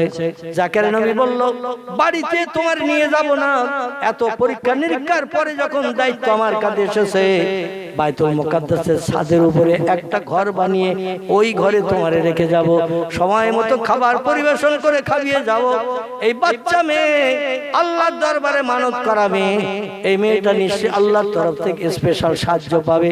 বাইতুল মুকাদ্দাসের ছাদের উপরে একটা ঘর বানিয়ে ঘরের ভিতরে রাখা হলো, একটা দরজা করা হলো, দরজায় তালা চাবি লাগানো হলো, অন্য কোনো ব্যক্তি যেন দরজা খুলতে না পারে, ঘরের ভিতরে ঢুকতে না পারে। যখন জাকারিয়া পয়গম্বর আসবে তখন তালা খুলবে, ভিতরে ঢুকবে, মেয়েটা কতটা খেয়েছে খায়নি সেটা দেখবে, আর বাড়ি থেকে যা খাবার নিয়ে আসবে সেটা মেয়েটাকে পরিবেশন করে খাইয়ে যাবে। এইভাবে কিছুদিন অতিবাহিত হওয়ার পরে হযরতে মরিয়ম একটু বয়স্ক মতো হয়ে গেছে, 5-6 বছরের বাচ্চার মতো হয়ে গেছে, চলাফেরা মোটামুটি করতে পারে। তো ঘর থেকে বাইরে বার হতে দেয়া হয় না। জাকারিয়া নবী নিজের দিনের কাজের দায়িত্ব দিয়ে প্যালেস্টাইনের সিরিয়ার জেরুজালেমের জমিনে চতুর্দিকে দিনের কাজের দাওয়াত দিতে যে একদিন দুপুরবেলা আসার সুযোগ পাইনি, মনেও নেই যে মরিয়মের কথা, মরিয়মকে খাবার দিতে হবে দুপুরবেলা, এ কথা মনে নেই। দিনের দাওয়াত দিতে দিতে সন্ধ্যা হয়ে গেছে, অনেক দূরে যে কলেমার দাওয়াত যে জনগণের কাছে অনেক দেরি হয়ে গেছে। সন্ধ্যাবেলা হঠাৎ মনে পড়েছে সেই যে মেয়েটারে বাইতুল মুকাদ্দাসের ছাদের উপরে দরজা লাগিয়ে তালা দিয়ে চাবি আমার পকেটে রেখেছি, ঘরের দরজাতে কেউ খুলতে পারবে না, কেউ কিছু দিতেও পারবে না। সারাদিন মেয়েটা অনাহারা হয়ে ক্ষুধার যন্ত্রণায় কত কান্না কাঁদছে তার ঠিক নাই, কত চিল্লা চিল্লি করছে তার ঠিক নাই। আল্লাহর দিনের দাওয়াতের কাজে বেরিয়ে যে মেয়েটার কথা আমার একবারও খেয়াল নাই। কোন মানুষের যে খেয়াল না থাকে সে খেয়াল কার থাকে? কথা বলেন, আমাদের যে খেয়াল না থাকে সে খেয়াল থাকে আল্লাহর। জোরে বলুন একটু সুবহানাল্লাহ। দৌড়িয়ে দৌড়িয়ে সন্ধ্যার পর বাড়ি ফিরেছেন, বাড়ি ফিরে বলেন ইয়া জাওজাতি, এ প্রাণের বিবি, মরিয়মের খাবার কি কেউ নিয়ে গেছে? বলে লা ইয়া জাওজি, মরিয়মের খাবার তো কেউ নিয়ে যায়নি, আপনি প্রতিদিন নিয়ে যান, আমি রেডি করে রেখেছি, আপনি কখন আসবেন নিয়ে যাবেন। বলে দুপুরের খাবার, বলে দেয়া হয়নি, বলে এখন তো সন্ধ্যা হয়ে গেছে, ঘন ঘন রাতে ছায়া নেমে আসছে, তাড়াতাড়ি করে খাবার দে। মেয়েটা মরে গেছে কি বাঁচা আছে আল্লাহই বেশি জানে, বেশি আছে কি মারা গেছে আল্লাহই বেশি জানে, দে একটু খাবার দে, আমি একটু নিয়ে যাই দেখি বাচ্চা মেয়েটা জিন্দা আছে কিনা। সিঁড়ি লাগিয়ে দিয়ে বাইতুল মুকাদ্দাসের উপরে উঠে গেল, সিঁড়ি লাগিয়ে দিয়ে মই লাগিয়ে দিয়ে উপরে উঠে যে পকেট থেকে চাবি বার করে তালা খুলে দরজা খুলে ভিতরে যেয়ে দেখে মরিয়মের সামনে বিভিন্ন ধরনের ফল ফুল সব খাঞ্চা ভরা রয়েছে। জোরে বলুন একটু সুবহানাল্লাহ, নারায়ে তাকবীর। এক এক মৌসুমে এক এক রকম ফল হয়। গরমকালের ফল গরমকালে হয়, শীতকালের ফল শীতকালে হয়, বর্ষাকালের ফল বর্ষাকালে হয়। কিন্তু আল্লাহর জান্নাতের গাছে সব ধরনের ফল একই মৌসুমে হয়। আল্লাহ বলেন ইযহাব ইয়া জিবরিল ইলা মারইয়াম, এ জিবরিল তাড়াতাড়ি করে পৃথিবী জমিনে যাবিলা দুনিয়া, পৃথিবীতে যা এবং মরিয়মের ঘরের ভিতরে ঢুকে যা, এই জান্নাতে খাবার নিয়ে মরিয়মের পরিবেশন কর। আমার পয়গম্বর জাকারিয়া আমার দিনের কাজে দূরদেশে চলে গেছে, মরিয়মের কথা খেয়াল নাই, এই জন্য দুপুরের খানা দিতে পারে নাই। আমার বান্দি মরিয়ম পয়গম্বরের মা হবে ভবিষ্যতে, আমি আল্লাহ না খাওয়িয়ে মারতে চাই না। যা খাবার পরিবেশন করে আয়। সামনে বিরাট বড় খাঞ্চা, বিভিন্ন ধরনের ফল ফল মিষ্টি মিঠাই সব রেডি। মরিয়ম খাওয়ার মতো খেয়েছে, বাকিগুলো সব রয়ে গেছে। হযরতে জাকারিয়া যা নিয়ে গেছে সে খাবারটা ওই খাঞ্চার ফলের কাছে তুচ্ছ, নগণ্য, খারাপ জিনিস। জোরে বলুন সুবহানাল্লাহ। এই দৃশ্য দর্শন করে জাকারিয়া থ হয়ে গেছে।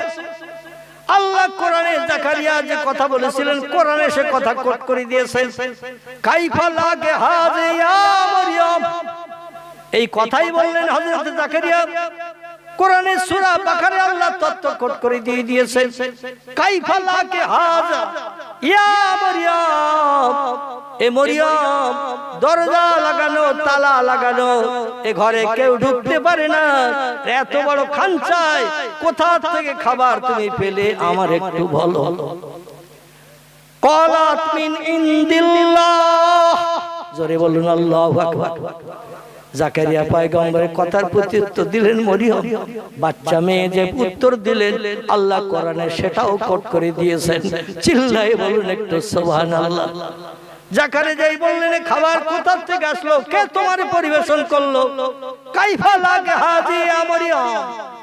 মরিয়ম তখন বলছেন ক্বালাত মিন ইনদিল্লাহ।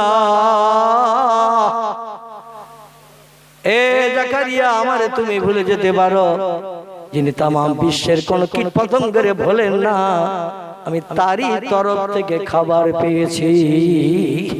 জোরে বলুন সুবহানাল্লাহ। মানে খাবার আল্লাহর তরফ থেকে এসেছে। জাকারিয়া বললেন যাত্রার মতো বেঁচে গেছি, তাহলে আমি দুশ্চিন্তা থেকে মুক্ত হয়ে গেলাম, তোমার জন্য আমার আর চিন্তা করতে হবে না, আল্লাহর দ্বীনের কাজে আমাকে বেশি বেশি করে সময় দিতে পারবো। এইভাবে অল্প দিনে মরিয়ম লালিত পালিত বড় হলো। যুবতী যখন হয়ে গেল, যুবতী হয়ে গেছে। মেয়েরা প্রতি মাসে 3 দিন মতান্তরে 4 দিন বা উর্ধ্ব সংখ্যায় 5 দিন বা 6 দিন পর্যন্ত নাপাকি থাকে। একে আরবি ভাষায় বলা হয় হায়েজ। কি বলা হয়? হায়েজ। বাংলা ভাষায় বলা হয় ঋতু, ইংরেজিতে বলা হয় মেন্স। কি বলা হয়? ইংরেজিতে বলা হয় মেন্স, আরবিতে কে বলা হয় হায়েজ, বাংলাকে বলা হয় ঋতুকাল। 3 দিন 4 দিন 5 দিন প্রাপ্তবয়স্কা মেয়েরা অসুচি থাকে, অপবিত্রা থাকে, তাদের দেহ থেকে রক্ত নির্গত হয়। এই মরিয়ম যখন যুবতী হয়ে গেলেন, আমার ভাইরা সাবালিকা হলেন। মেয়েরা ওই সময় সাবালিকা হয় যখন থেকে ঋতুকাল শুরু হয়। আর পুরুষেরা শরীয়তের ফতোয়ার কিতাবের কথা বলছি, কিতাবের নাম হেদায়া, ফতোয়া দুররে মুহতার, ফতোয়া কাজী খান, ফতোয়া মহিদ, ফতোয়া আলমগীর, এমন করে বিভিন্ন ফতোয়ার কিতাবের ভিতরে লেখকেরা লিখেছেন ছেলেরা প্রাপ্তবয়স্ক হয় ওই সময় যখন স্বপ্ন দোষ হয়। কি দোষ? ঘুমিয়ে পড়ে স্বপ্ন দোষ হয়, এখান থেকে বালেগ। আর মেয়েরা বালেগা হয়, প্রাপ্তবয়স্ক হয় ওই সময় যেখান থেকে তাদের হায়েজ হয় বা ঋতুকাল শুরু হয়, এখান থেকে তারা প্রাপ্তবয়স্ক হয়। মরিয়ম আলাইহিস সালাম 3-4 দিন বাইতুল মুকাদ্দাসে আসেন। লোকজন বলে জর্জারি হলো নাকি, কি অসুস্থতা হলো নাকি, মসজিদে আসেন। খোঁজ নিয়ে দেখা গেল মরিয়ম সুস্থ আছে কিন্তু মসজিদে আসেন না। তার কারণ তিনি সাবালিকা হয়েছেন, হায়েজ হয়েছে, দেহ নাপাক, এই জন্য মসজিদে ওঠেন না। 3-4 দিন পরে যখন হায়েজ সেরে গেল, খুব সংক্ষেপ কথা, দেখতে দেখতে অনেক লম্বা বক্তব্য রেখে ফেলেছি, আমি খুব সংক্ষেপ করে দিয়ে দোয়া করব আপনাদের নিয়ে। আমার ভাইরা, সুচিতা হওয়ার জন্য, নাপাকি দূর করে পবিত্রতা অবলম্বনের জন্য আল্লাহ বলেন ফাকসেলু, তোমরা তোমাদের দেহটা ধৌত করে নাও, নাপাকি দেহ পবিত্র হয়ে যাবে। দেহটা একেবারে আপাদমস্তক মাথা থেকে নিয়ে পা পর্যন্ত পানি ঢেলে দিয়ে ধৌত করো। শরীরে কোনো জায়গা যেন শুকনো না থাকে, পানি দিয়ে ধৌত করে নিলে নাপাক দেহ পাক হয়। আর যদি অজু নষ্ট হয়ে যায়, চারটি কাজ করতে হয়। কটি 22 হয়ে গেছে, ঘুম থেকে উঠেছেন, অজু আর থাকলো না, নষ্ট হয়ে গেছে, আপনাকে আবার নতুন করে পবিত্র হতে গেলে, আপনাকে পবিত্র হয়ে কোরআন পড়তে গেলে, কোরআনে হাত দিতে গেলে, নামাজ পড়তে গেলে দেহটা পাক বানাতে হবে। তখন আপনাকে কি করতে হবে? আল্লাহ কোরআনে বলছেন ফাকসেলু ওয়াজুহাকুম ওয়া আইদিয়াকুম ইলাল মারাফিকি আমসাহু বিরুসিকুম ওয়া আরজুলাকুম ইলাল কাবাইন। জোরে বলুন একটু আল্লাহু আকবার। আল্লাহ বলছেন ঘুম থেকে যদি ওঠো, তোমার দেখে আর অজু থাকবে না, পেশাব যদি করো অজু থাকবে না, পায়খানা করে যদি করো অজু থাকবে না, এমন করে কোন দেহ থেকে রক্ত যদি নির্গত হয়ে যায় অজু থাকবে না, দেহ ফ্র্যাকচার হয়ে রক্ত নির্গত হলে অজু নষ্ট হয়ে যায়। এই সমস্ত কারণে আবার যদি দেহ পাক বানাতে চাও, চারটি কাজ করে নাও। কটি? চারটি কাজ করে নাও। ফাকসেলু ওয়াজুহাকুম, প্রথমে তোমাদের মুখমণ্ডলটা পবিত্র পরিষ্কার পানি দিয়ে ধৌত করে নাও। ওয়াইদিয়াকুম ইলাল মারাফিকি, দুই হাতের কোণে পর্যন্ত পবিত্র পানি দিয়ে পরিষ্কার পানি দিয়ে ধৌত করে নাও। 3 নম্বর আমসাহু, চুলের উপর দিয়ে ঘাটটা ভিজা হাত একটু ঘাটটা মুছে করে নেবে, মাথা চুল সমেত। এটা হলো 3 নম্বরের কাজ। 4 নম্বর হলো আরজুলাকুম ইলাল কাবাইন, দুই পায়ের কোষের উপর পর্যন্ত পানি দিয়ে ধৌত করে নাও। 4টে কাজ করলে, পেশাব করে আসার পরে এই 4টে কাজ করলে তুমি পবিত্র হবে। পায়খানা করে এসে এই 4টে কাজ করলে পবিত্র হবে। ঘুম থেকে উঠে এই 4টে কাজ করলে পবিত্র হবে। এছাড়াও শরীয়তের মশলা মশালে মুফতিগণ, ফতোয়াদারগণ, ইমামেরা আরো বাড়তি কিছু তথ্য দিয়েছে। নাকের ভিতরে পানি দেওয়া, গালে কুলি করা, তো কোরআনের ভিতরে এই তথ্যগুলো লেখা নাই। কোরআন মোট 4টে কাজের কথা বলেছেন। একটা হলো মুখমণ্ডল ধোয়া, 2 নম্বর হলো দুই হাতের কোণে পর্যন্ত ধোয়া, 3 নম্বর হলো মাথা মুছে করা ভিজে হাত দিয়ে, মাথা চুলের উপর দিয়ে ঘাটটা মুছে করা, 4 নম্বর হলো পায়ের কোষের উপর পর্যন্ত ধোয়া। 4টে অঙ্গ প্রত্যঙ্গ ধুয়ে নিলে আপনার নাপাক দেহ পাক হবে। জোরে বলুন একটু সুবহানাল্লাহ। আমার ভাইরা, মরিয়ম পবিত্র হওয়ার জন্য, গোসল করার জন্য গোসলখানার ভিতরে ঢুকে গেছেন। কাপড় দিয়ে ঘেরা, পর্দা পুষি দেওয়া গোসলখানা, দরজা লাগানো গোসলখানা। কেতাবে লেখা হয়েছে দরজা লাগানো গোসলখানা, ভিতরে যে দরজা সিটকিল লাগিয়ে দিয়েছে, বাইরের কোন লোক যাতে ঢুকতে না পারে। কারণ 3-4 দিন তিনি নাপাকি অস্বস্তিতে ছিলেন, এবার পবিত্র হবেন এই চিন্তা ভাবনা নিয়ে নিজের দেহটা সাবান টাবান দিয়ে পরিষ্কার পরিচ্ছন্ন করে ধৌত করছেন। ধৌত করার পরে বাইতুল মুকাদ্দাসে যাবেন খাদেমাগিরির কাজ করতে। জোরে বলুন সুবহানাল্লাহ। গোসল করতে করতে অঙ্গ প্রত্যঙ্গের কাপড় কিছু আলগা করে ফেলেছেন, সাবান টাবান মাখছেন, ধৌত করছেন। কারণ একাই আছেন গোসলখানার ভিতরে, দরজা লাগানো। ওই গোসলখানা আর কোনো জানলা নাই, দরজা নাই, বাইরের থেকে কেউ কোনো কিছুই দেখতে পাবে না। এই রকম ঘরের ভিতরে তিনি একটু গায়ের কাপড় বসন একটু আলগা টালগা করে সাবান টাবান মাখছেন, পানি দিয়ে ধৌত করছেন। হঠাৎ করে দরজার দিকে লক্ষ্য করে দেখে দরজার পাশে, দরজার এক সাইডে দাঁড়িয়ে আছেন একটা যুবক। কি দাঁড়িয়ে আছে? একটা যুবক দাঁড়িয়ে আছে।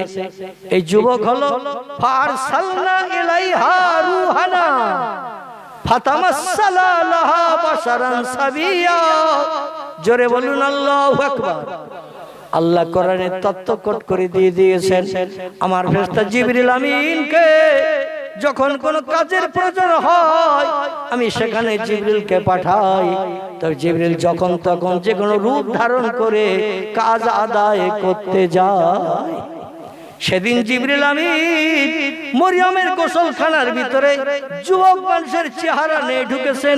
ফারসালনা ইলাইহা রুহানা, আল্লাহ বলেন জিবরিলকে পাঠালাম মরিয়মের ঘরের ভিতরে।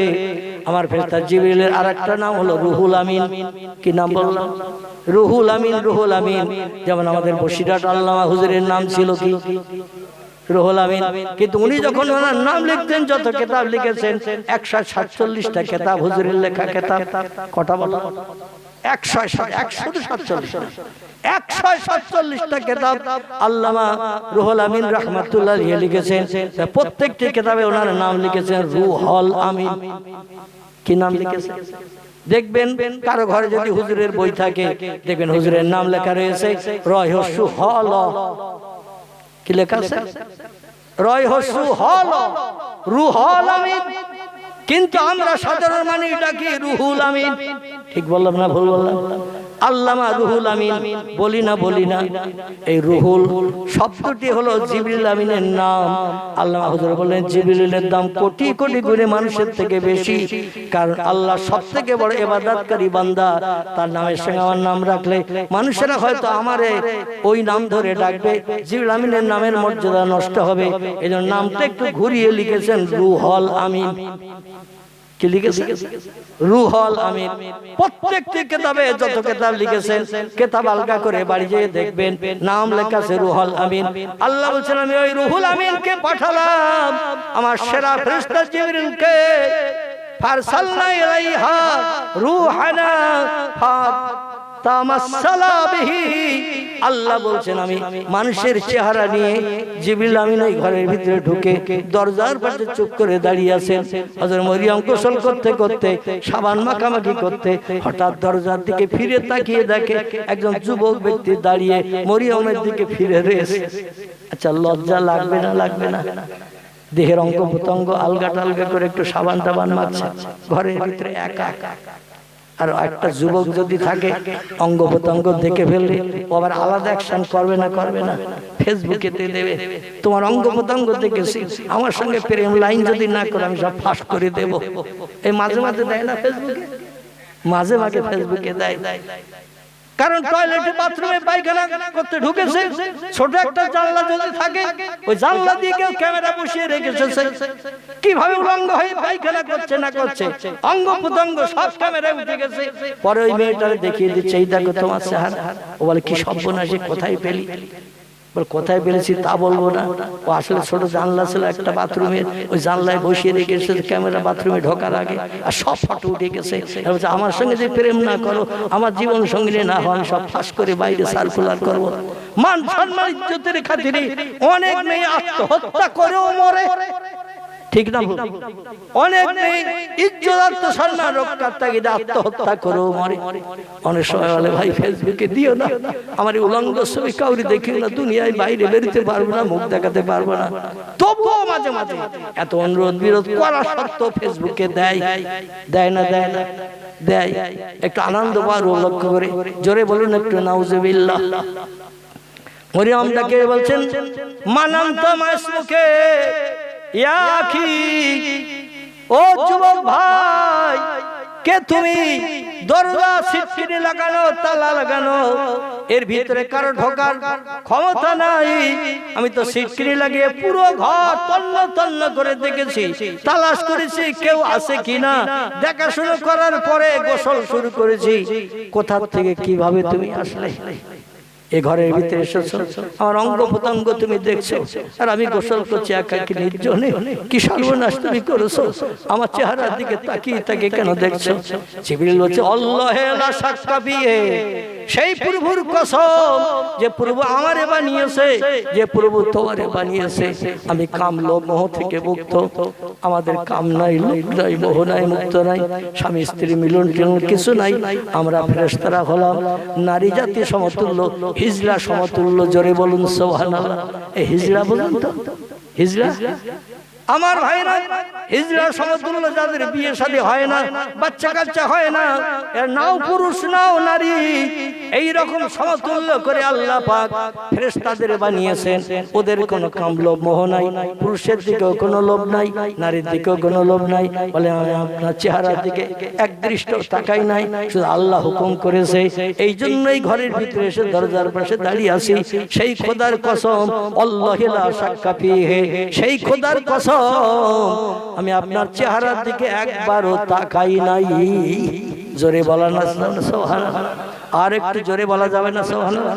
আচ্ছা আমাদের মতো যুবক যদি এই ঘরে ঢুকতো তো দেখা তো দূরে থাক, ক্যামেরায় টোটাল ফটো সব আপলোড করতো না? সব আপলোড করে নিয়ে নিত। আমার ভাইরা হযরতে মরিয়ম ডেকে বলছেন, ভাই আমার চেহারার কোনো অঙ্গ প্রত্যঙ্গ তুমি দেখো নাই? বলছে না। বলে মা নামতে কে আপনি? আপনার মা ইসমুকে, আপনার নাম কি? বলে আমার নাম আনা রুহুল আমিন, আমি আল্লাহর সেরা ফেরেশতা, আমার ডাক নাম জিবরিল, আমার আসল নাম হলো রুহুল আমিন। জোরে বলুন সুবহানাল্লাহ। আইনা তাযহাব, আপনি কি জন্য এই পৃথিবীর জমিনে এসেছেন? এখানে কি জন্য এসেছেন? উনি বলছেন আল্লাহর হুকুম হয়েছে তাই। ওয়া ইয়াফআলুনা মা ইউমারুন, আল্লাহ যখন যেটা হুকুম করে সেটা আমরা বাস্তবে রূপদান করি। আল্লাহর একটা হুকুমের খেলাফ অতীতে কোনোদিন করিনি, বর্তমানেও করছি না, ভবিষ্যতেও করব না। আর আল্লাহর কত হুকুম যে প্রতিদিন আমরা নস্যাৎ করছি তার কোনো ঠিক ঠিকানা আছে? আল্লাহ 5 ওয়াক্ত ফরজ নামাজ আমাদের জন্য দৈনন্দিন হুকুম করেছেন। আমি যদি এখন হাত তুলতে বলি আজকের 5 ওয়াক্ত ফরজ নামাজ কে কে পড়েছেন, আমার মনে হয় 10 ভাগের 1 ভাগ লোকের হাত উঠবে কিনা সন্দেহ আছে। ঠিক বললাম না ভুল বললাম? 10 ভাগের 1 ভাগ লোকের হাত উঠবে কিনা সন্দেহ আছে। আল্লাহর ফরজ হুকুম কত নস্যাৎ করছি তার ঠিক ঠিকানা নাই। মুয়াজ্জিনের আযানের কানে, মুয়াজ্জিনের আযানে আমরা 24 ঘন্টায় কবার যে কান দিয়ে আযানের মর্যাদা দিই সে আল্লাহ জানে আর আমরা জানি। হযরতে মরিয়ম ডেকে বলছেন, কি জন্য এসেছেন এই ঘরে? গোসল করছি আমি। হযরতে জিবরিল আমিন বললেন, আমি এই জন্য এসেছি, আল্লাহ একটা কাজের দায়িত্ব দিয়েছেন তাই। শেষ করে দেব। আচ্ছা আচ্ছা আচ্ছা ঠিক আছে। তো একটা কাজের দায়িত্ব পালন করতে এসেছি। মরিয়ম বলছেন এই গোসলখানার ভিতরে? আমি তো বাইরে কাপড় চোপড় পরে বেরিয়ে তো আপনি কাজ করতে পারতেন। বলে আল্লাহ আমার হুকুম করেছে গোসলখানার ভিতরেই যখন পবিত্র হয়ে শাড়ি চুড়ি কাপড় পরবেন সেই সময় আল্লাহ আমার এই কাজটা করতে বলেছেন, সেই জন্য এসেছি। বলে কি কাজ? বলে আদম সবিল্লাহ জান্নাতের ভিতরে ঠান্ডা লাগার কারণে একটা হাসি হেসেছিল, আর হাসার কারণে নাক দিয়ে কিছু তরল পদার্থ শিকনি নাকের ফোঁটা বেরিয়ে গিয়েছিল। আল্লাহ বহুকাল পূর্বে নাকের ফোঁটা আমারে বেহেশতের জমিন থেকে তুলে নিয়ে একটা পাত্রে করে রেখে দিতে বলেছিল জান্নাতের ভিতরে। আমি সেটা রেখে দিয়েছিলাম। আমি বললাম আল্লাহ এটা নোংরা জিনিস কেন রাখতে হবে? এ তো ফেলে দিলে হয় দুনিয়ার খারাপ জায়গায় নিকৃষ্ট জমিনে। আল্লাহ বললেন না, ওটা রাখো, একটা কাজ করব। জিবরিল বলেন কি করবেন? আল্লাহ বলেন যেদিন করব তোমারই দিয়ে করব, কি করব সেদিন তুমি নিজেই বুঝতে পারবে প্রথমে। এই জন্য আমি অপেক্ষায় ছিলাম। কয়েক হাজার বছর পেরিয়ে যাওয়ার পরে আদম সবিল্লাহ থেকে নিয়ে এই ঈসা রুহুল্লাহর আগা পর্যন্ত আগ পর্যন্ত যত পয়গম্বর এসেছে সব পয়গম্বরকে শেষ করে দিয়ে বনি ইসরাইল কওমের শেষ পয়গম্বর যিনি আসবেন তাকে দুনিয়ায় পাঠানোর জন্য আল্লাহ জান্নাত থেকে সেই বর্তনে নাকের ফোঁটা শিকনি তরল পদার্থ হাসি লাগলে মাঝে মাঝে নাক দিয়ে বার হয় না? হয় না? হাসি লাগলে দেখবেন, সর্দি লাগলে হাসে, হাসি লাগে বারবার, আর হাসি লাগলে তরল সর্দি দেখবেন নাক দিয়ে ছিটকে বেরিয়ে যায়। ওইটাই বেরিয়ে গিয়েছিল জান্নাতের জমিনে। আল্লাহ বলেন জমিন নোংরা হয়ে যাবে, জান্নাতে তুলে ভালো। তাই জিবরিল আমিন পরিষ্কার করে তুলে ফেলেছিলেন। আল্লাহ বলে ওই নাকের ফোঁটা শিকনিটা নিয়ে মরিয়মকে একটু হা করতে বলো। আরে নাকের ফোঁটা শিকনিটা মরিয়মের খাইয়ে দাও। ওই নাকের ফোঁটা শিকনির মাধ্যম দিয়ে মরিয়মকে বিনা বিবাহে আমি আল্লাহ একটা সন্তান দান করব। আল্লাহ পারবে না? পারবে না? আমাদের স্বামী স্ত্রী সংসার জীবনে সুখ ভোগের জন্য স্বামী স্ত্রী মিলন হয়, 80, 90, 100 বছর বয়সে গেছে একটাও বাচ্চা হয় না। আর নাকের ফোঁটা দিয়ে আল্লাহ বাচ্চা বানালেন বিনা বিবাহে। আল্লাহ পারেন না? পারেন না? এই জন্য তিনি বলেছেন আমি রাতকে দিন বানাই, দিনকে রাত বানাই, মরারে জিন্দা করি, জিন্দারে মারি। এমনকি বান্দা বান্দির দৌড়াদৌড়ি ছুটাছুটি প্রয়োজন নাই। ও তার জুকু মান্তা সাউ বেগয়রে হিসাব, রিজিকের মালিক আমি আল্লাহ। ও বান্দা দৌড়াদৌড়ি ছুটাছুটি করতে হবে না, আমার ওরে তাক্কাল করো, ভরসা করো। ঘরের বারান্দায় বসিয়ে বসিয়ে আমি তাজা তাজা ফল, দামি জান্নাতি নাজনেমত, হালুয়া পোলা, গোশত রুটি তোমারে দেব। নবী বলছেন মান কানা লিল্লাহ, যে লোকটি আল্লাহর হয়ে যায়, কানা আল্লাহু লাহু, আল্লাহ তার আপন হয়ে যায়। আমার ভাই ভাইরা একটু আল্লাহর আপন হওয়ার জন্য, আল্লাহর সঙ্গে সম্পর্ক গাঢ়তর তৈরি করার জন্য আমি অনুরোধ করে আজকের মতো এখানে আমার বক্তৃতা রীতি টানছি। আপনারা সকলে বিসমিল্লাহ সহ সূরা ফাতিহা আলহামদু শরীফ একবার, সূরা ইখলাস কুল আল্লাহ শরীফ তিনবার, কয়েকবার একটু দরুদ শরীফ পড়ে নেন। আমাদের কারো বাপ, কারো মা, দাদা দাদি, আপনজন, আত্মীয় স্বজন যারা নীরব নগরে অন্ধকার কবরে আছে তাদের জন্য একটু মাগফিরাত কামনা করব। সূরা ফাতিহা আলহামদু শরীফ একবার, সূরা ইখলাস কুল আল্লাহ শরীফ তিনবার, কয়েকবার একটু দরুদ শরীফ পড়ে নেন। বিসমিল্লাহির রহমানির রহিম। বিসমিল্লাহির রহমানির রহিম। বিসমিল্লাহির রহমানির রহিম। বিসমিল্লাহির রহমানির রহিম। اللهم صل على سيدنا محمد. اللهم صل. اللهم صل.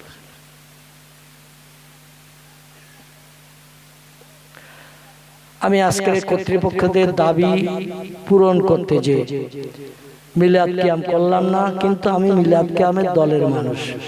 কিয়াম করাটা হলো মুস্তাহাসান জিনিস, করলে সব, না করলে পাপ নাই। এলাকার অধিকাংশ মানুষ হয়তো মিলাদ কিয়াম করেন না, আর এলাকাটায় আমার আশা হয়নি জীবনে। আমার বর্তমান বয়স 64 বছর পেরিয়ে গেছে। আপনাদের গ্রামে আমি এসেছি কোনোদিন? আমার তো স্মরণে নাই, আসিনি।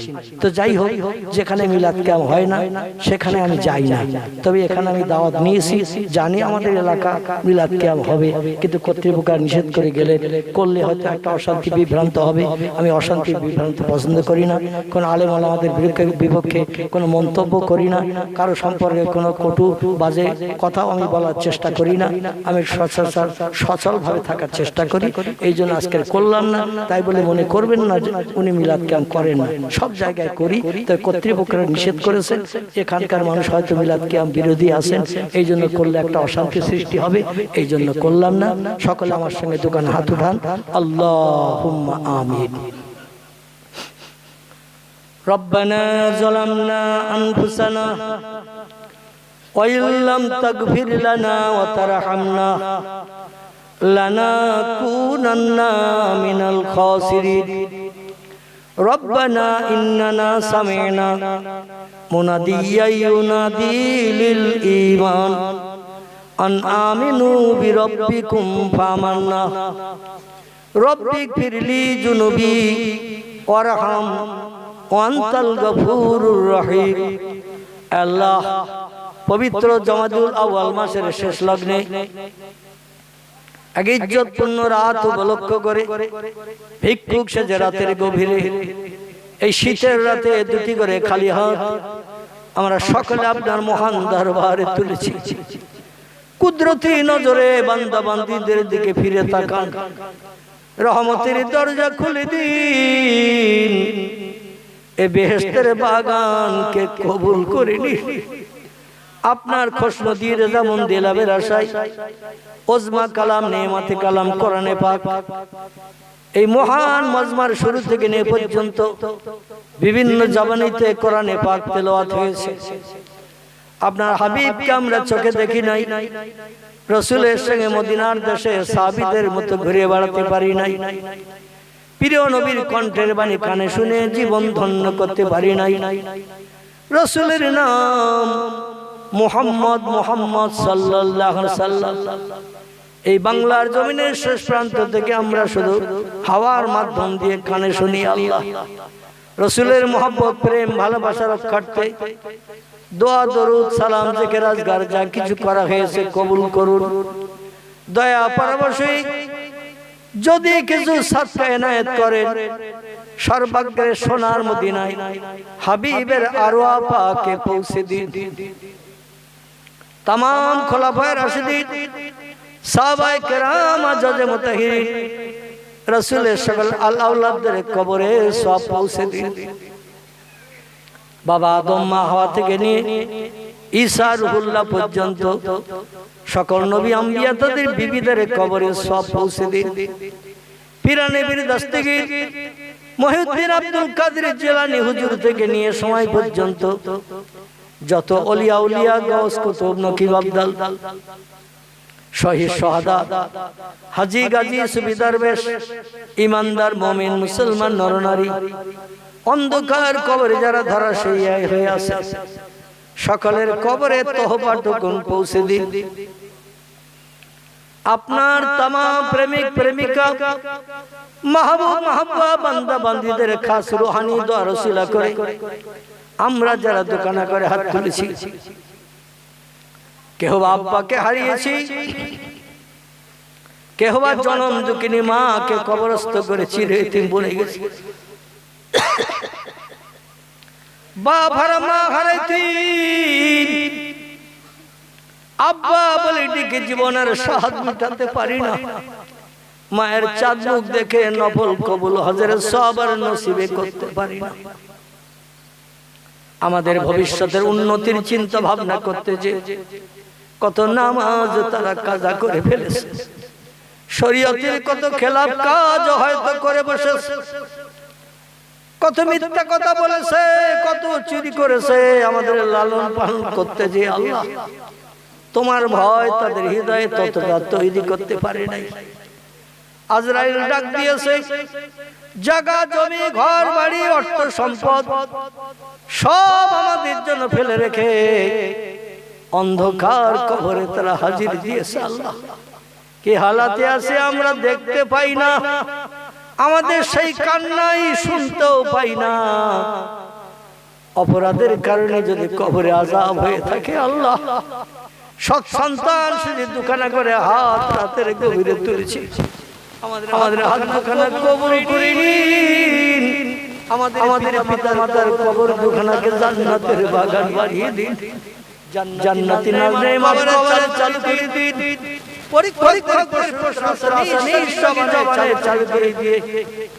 ইমানদার মুমিন মুমিনা নরনারীর খাতায় নাম নথিভুক্ত করুন।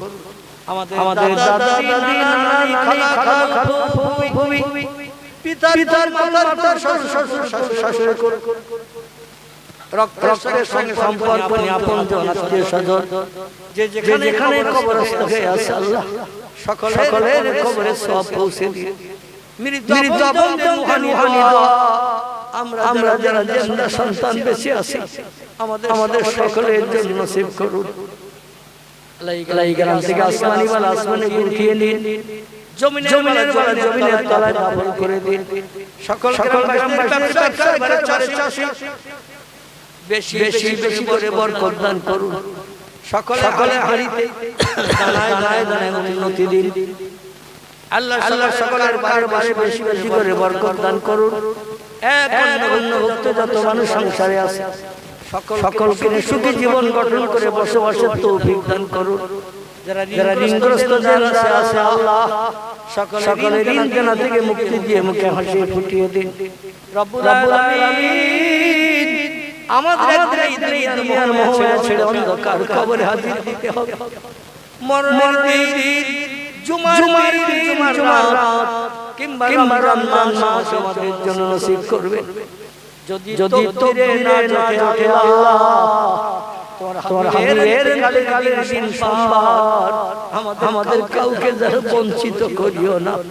নবীর জীবনের শ্রেষ্ঠ দিনটি আমাদের জন্য নসিব করিয়ে কবরে হাজির হওয়ার তৌফিক দান করিও। আয় রব্বুল আলামিন মরণের কষ্টের সময় তোমার নবী বলেছেন মরণের জাকানি বলে হক মরণের জাকানি বলে সত্য। প্রত্যেকটি মানুষের নসিবে মরণের কষ্ট হবে, কম বেশি সকলের হবে। এই সময় আমাদের কষ্ট করতে হবে। আল্লাহ তোমার কষ্টবাদের ভাষা জানো না ভুলি, আমাদের জবান দিয়ে আসানি জারি দিও।